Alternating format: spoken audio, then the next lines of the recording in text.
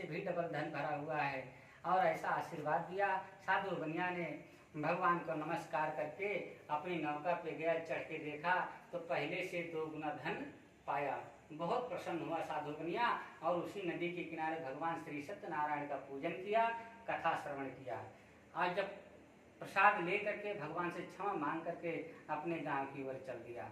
जब गांव के समीप साधु बनिया पहुंचा तो अपने दामाद से बोला, देखिए मेरी काशीपुर नगरी कितनी सुंदर दिख रही है, कितनी अच्छी लग रही है। और अपन नौकर से बोला कि जाइए मेरी पत्नी लीलावती से बता दीजिए कि आपके पति और दामाद गांव के समीप ढेर सारा धन कमाकर आ गए हैं। वह नौकर गया साधु बनिया के घर पर। उस समय लीलावती कलावती दोनों माँ बेटी भगवान सत्यनारायण की पूजा कर रही थी। नौकर ने लीलावती को देखा, नमस्कार किया और कहने लगा कि आपके पति और दामाद गांव के समीप ढेर सारा धन कमा करके आ गए हैं।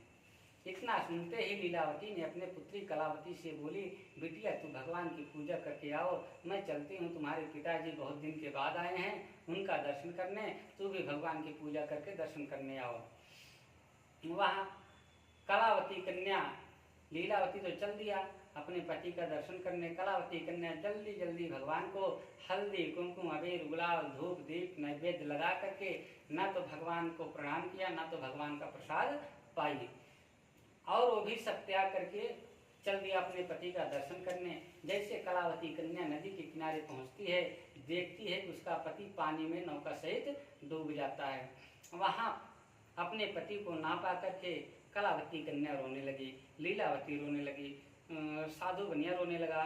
साधु बनिया ने कहा कि भगवान श्री सत्यनारायण का महात्म्य कौन जान सकता है, मैं उनके माया से वशीभूत हो चुका हूँ। अब ऐसा सुन करके कलावती कन्या ने कहा कि जब मेरे पति नहीं जिंदा तो मैं जीवित रह के क्या करूंगी, मैं भी सती हो जाऊंगी। गई घर पे पति का खड़ाऊं लेके आई, चिता बनाई, चिता पे बैठ के जैसे आग लगाने को चली वैसे आकाश से आकाशवाणी हुई कि हे साधु बनिया, तुम्हारी पुत्री मेरा प्रसाद त्याग करके आई है, वह घर जाए और पुनः प्रसाद पाके आएगी तो इसका पति इसे पुनः प्राप्त हो जाएगा। तो ऐसा सुन करके कलावती कन्या भाग के घर पे गए दौड़कर, फिर से भगवान का पूजन किया, कथा श्रवण किया।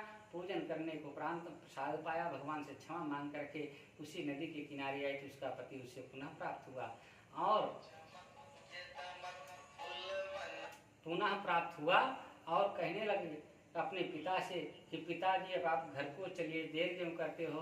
तो साधु बनिया अपने कलावती कन्या को प्रसन्न देख करके बोला कि आप प्रभु अभी मैं भगवान नारायण की पूजा करके घर को चलूंगा। साधु बनिया उसी नदी के किनारे फिर से भगवान श्री सत्यनारायण का पूजन किया, कथा श्रवण करके इस लोक से सुख को भोग करके अपने वैकुंठ धाम को गया। श्री स्कंद पुराणे रेवा खंडे श्री सत्यनारायण कथायाम चतुर्थो अध्याय श्री सत्यनारायण भगवान की, श्री वृंदावन हरिलाल की।